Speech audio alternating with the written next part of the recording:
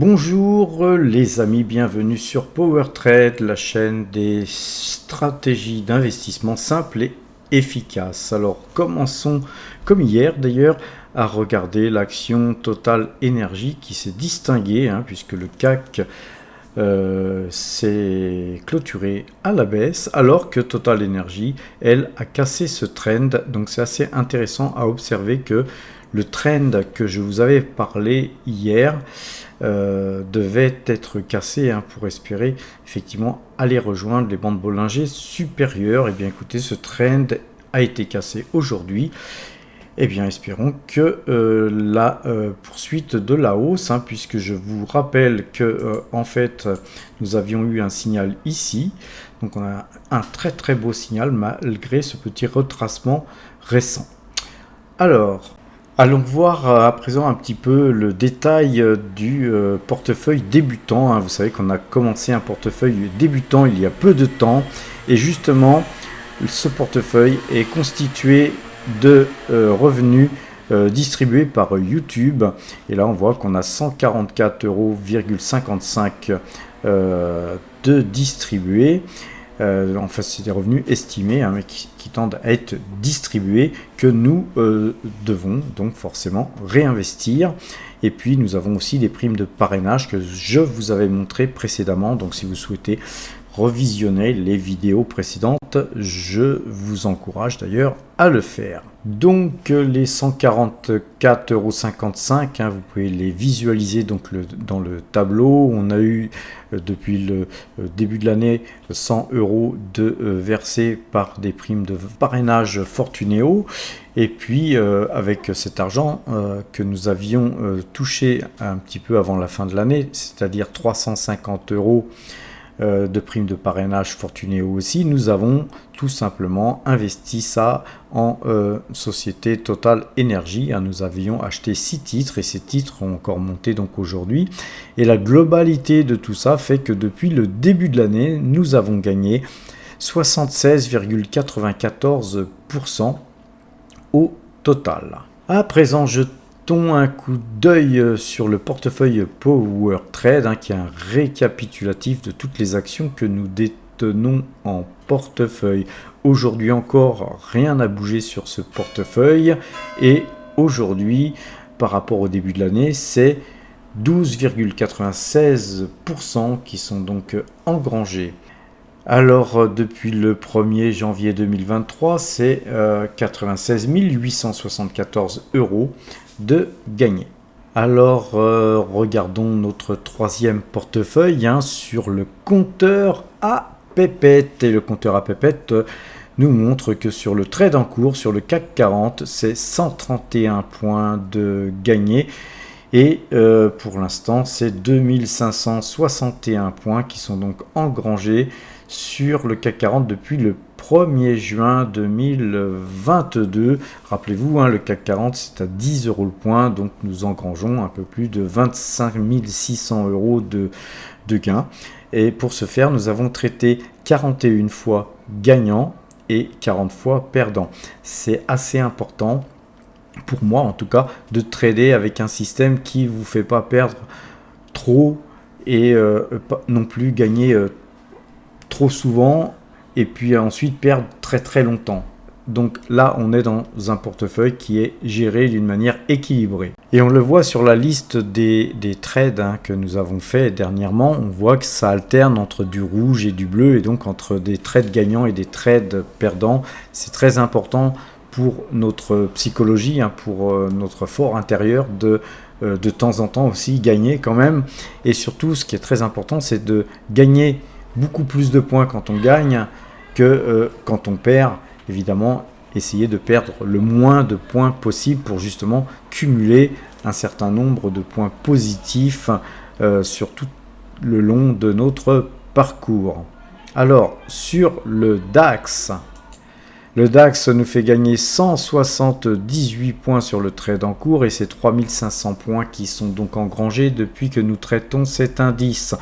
Pareil, 27 trades gagnants pour 24 trades perdants, c'est donc équilibré. Et à présent, passons sur le S&P 500 qui nous fait gagner 47 points sur le trade en cours.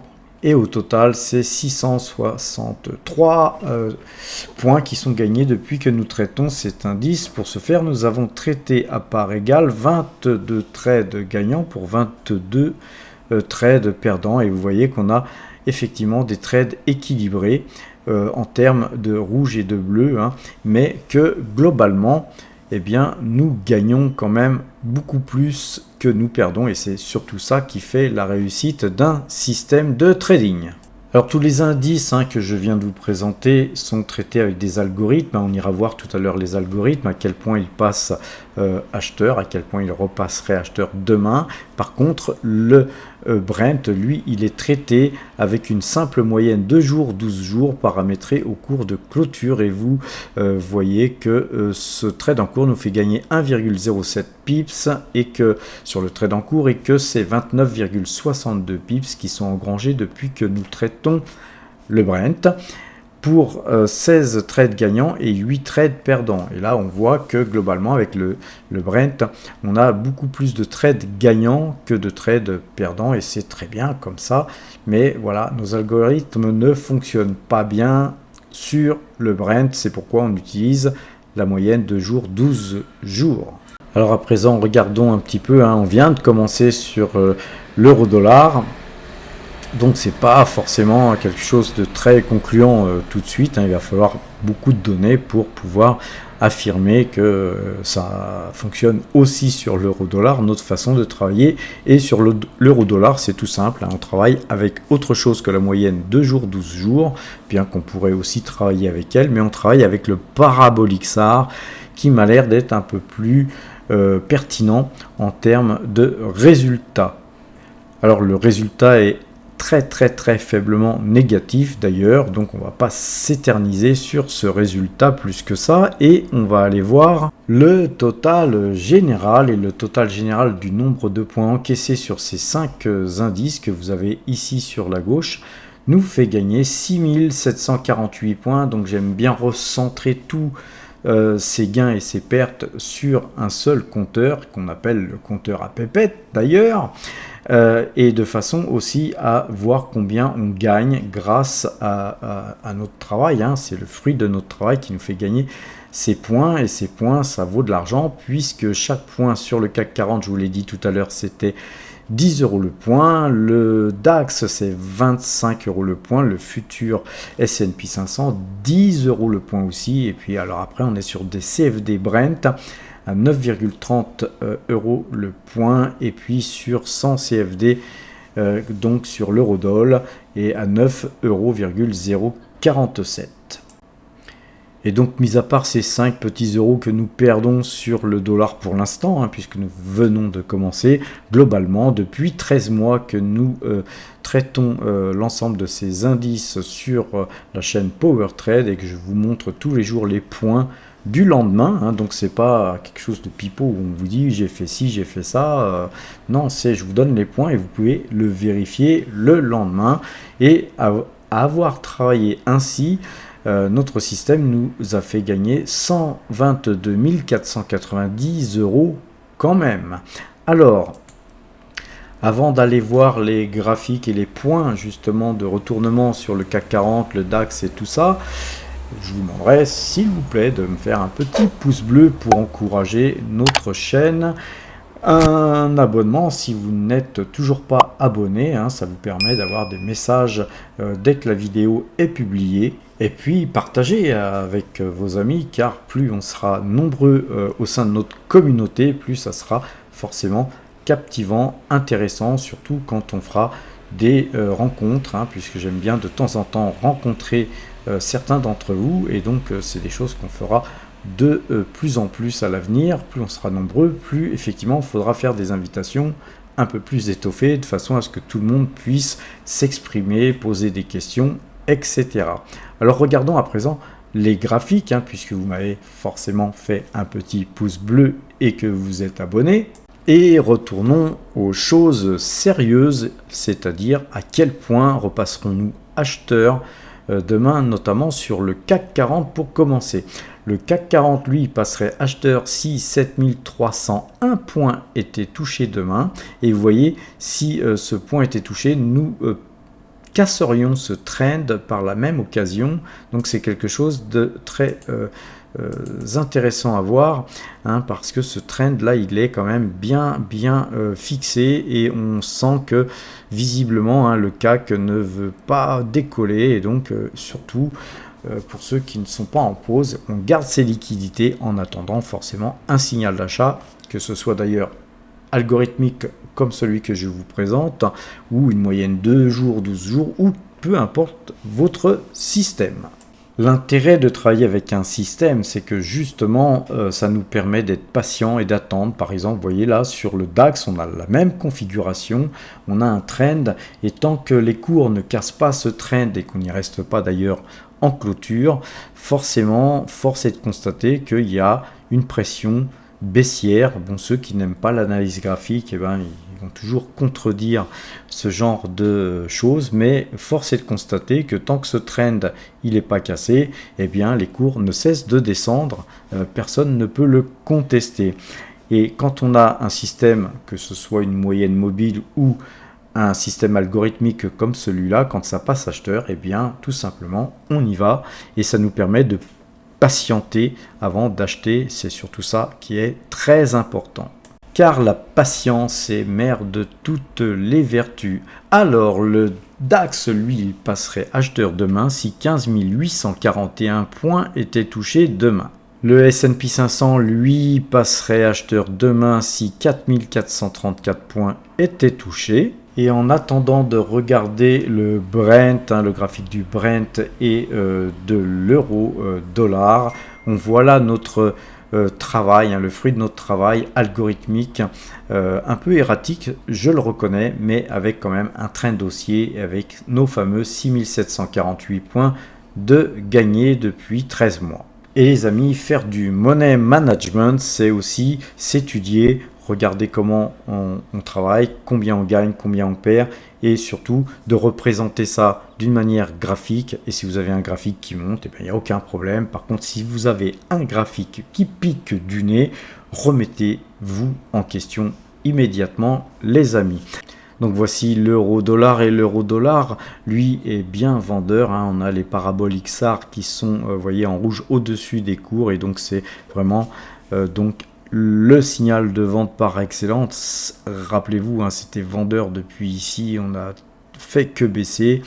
Ici, il y a eu, grâce à cette, ou à cause plutôt, de cette mèche là où on a été pété un peu plus haut là que la parabole XR, donc ça nous a déclenché deux boules vertes qui tout de suite ont annulé ces deux faux signaux, et donc enfin ce faux signal qui est constitué de deux paraboles acheteuses, mais tout de suite on a repris le sens de la vente, donc nous restons vendeurs sur l'euro-dollar. Et enfin, pour terminer, regardons un petit peu ce que fait le Brent aujourd'hui. Il remonte, hein, il prend un peu plus de 1,2%.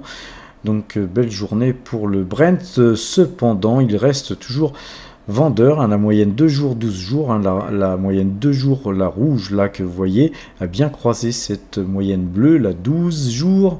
Et donc, nous restons toujours vendeurs sur le Brent, sur le marché futur. En tout cas, cette hausse d'aujourd'hui nous plaît bien, puisque effectivement ça a permis en partie à l'action Total Énergie et à toutes nos valeurs pétrolières de surperformer par rapport au CAC 40, et ça c'est très bien. Voilà les amis, il va bientôt être le moment de nous séparer, donc j'aimerais quand même vous attirer l'attention sur le fait que les marchés là ont tendance à piquer du nez, que tout est vendeur. Globalement, la prudence s'impose, hein, il faut vraiment être prudent. N'oubliez pas, hein, les moyennes mobiles, les trends, les canaux, les têtes-épaules, les double top, et tout ça, c'est très important de pouvoir analyser une situation par rapport à des graphiques.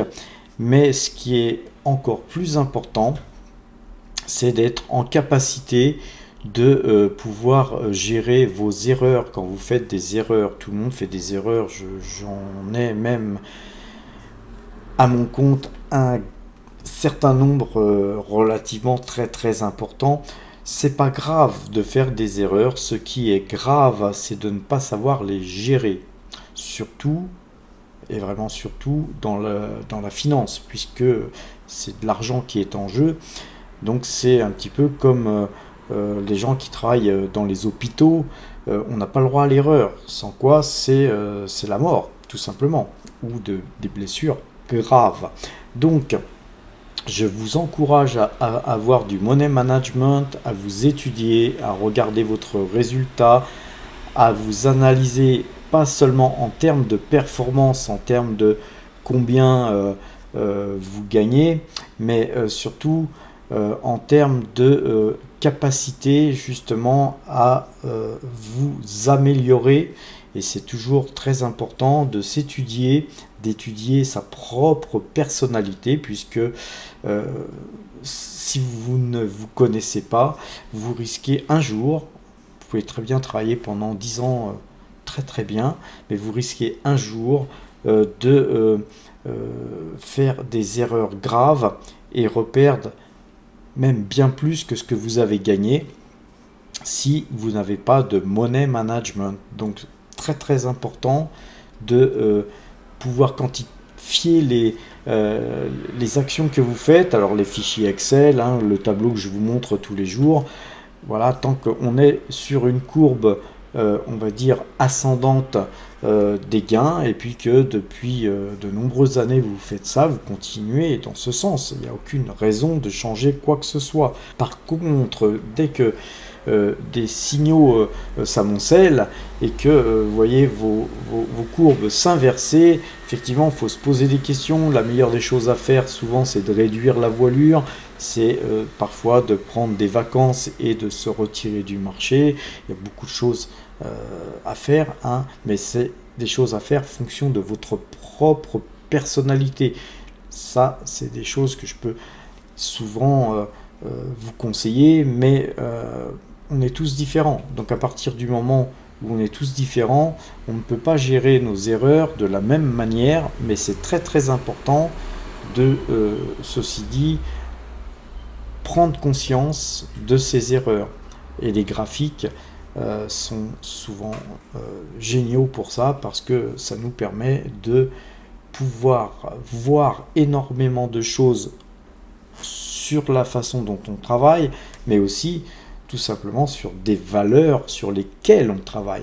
Alors, pour ce faire, je vous conseillerais de désapprendre pour apprendre. Tout ce que je vous dis tous les jours, tous les soirs, hein, où je vous fais des vidéos, souvent j'ai l'impression de ne pas avoir été assez complet dans mes explications, et donc n'hésitez pas à poser des questions et n'oubliez pas de désapprendre. Il faut laisser à la porte de chez vous là, hein, avant de trader, avant d'acheter quoi que ce soit. Vous devez changer de logiciel. On vous a appris tellement de choses à l'école qui n'étaient pas forcément fausses, mais complètement inadaptées à l'investissement. On ne vous a jamais formé à l'investissement, on ne vous a jamais formé à épargner, on ne vous a jamais appris à gérer un budget, alors que c'est des choses primordiales, à mon sens, pour justement réussir dans la vie. En fait, on vous a formé à devenir des gens obéissants, à devenir des gens qui doivent faire comme on a décidé. Donc on a une pyramide de gens qui ont décidé depuis là-haut que ça devait être comme ci et comme ça et comme ça. Donc vous avez un président, des ministres, des gens qui sont attachés aux hommes politiques et qui font en sorte que cette pyramide permette à tous ces gens qui ont le pouvoir de le garder déjà d'une part, mais aussi à tous ces gens qui sont très riches de rester très riches, et puis tant que faire se peut de laisser les pauvres à leur place, les pauvres ou les gens même de classe moyenne, parce que en fait on met une barrière justement afin que ces gens-là ne puissent pas rejoindre le peloton de tête, hein, tout simplement parce que, imaginez, si tout le monde devenait riche, plus personne ne voudrait travailler. Donc très peu de gens parmi vous allez performer, très peu de gens parmi vous auront la volonté d'aller sur le long terme dans tout ce que je vous explique, hein. Il y a d'autres gens aussi qui font des vidéos du même genre, mais en fait, c'est un phénomène naturel. Il faut qu'il y ait des gens qui travaillent pour que d'autres s'enrichissent, hein. Il n'y a pas de mystère. Mais c'est pareil, la bourse, n'oubliez pas, c'est réservé à tout le monde, c'est pas interdit, hein, de pouvoir acheter des actions, de pouvoir traiter sur les marchés futurs ou de prendre des décisions qui vont justement faire en sorte que votre futur sera amélioré. Donc voilà, essayez de désapprendre, de réfléchir, d'avoir une réflexion personnalisée, une réflexion personnelle sur comment développer vos investissements. Mais la première des choses, et je terminerai là-dessus, on en reparlera certainement plusieurs fois, mais la première des choses à faire, c'est d'épargner, et d'épargner le plus que possible, le plus jeune possible, parce que plus tôt vous commencez, et bien plus tôt vous arriverez à accumuler des fonds relativement importants qui vous permettront effectivement de dégager de nouvelles stratégies et aussi surtout d'accéder à la liberté financière. J'en veux pour preuve le simple portefeuille débutant, hein, qu'on a vu tout à l'heure, le portefeuille débutant qui est parti de zéro il y a peu. C'est quelque chose que tout le monde aurait pu faire. Tout le monde peut soit économiser 1 euro par jour, tout le monde peut, pourquoi pas, créer une chaîne YouTube pour avoir des AdSense avec genre 1 ou 2 euros par jour. Tout le monde peut faire ce que je vous montre, et d'ailleurs je vous encourage à le faire parce que c'est vraiment la base qu'il faut construire, c'est de commencer. Si vous ne commencez pas, vous n'aurez jamais de base, et après vous verrez que les intérêts composés, allez voir la vidéo que j'ai faite sur les intérêts composés, allez voir ce que certaines autres personnes disent, hein, ce que certains autres influenceurs, puisqu'on nous appelle comme ça, mais ne vous laissez pas influencer. Restez avec votre propre mindset et changez simplement quelques paramètres, et les paramètres les plus importants à changer, c'est tout simplement désapprendre pour apprendre. Je vous souhaite une bonne soirée les amis, portez-vous bien et à demain.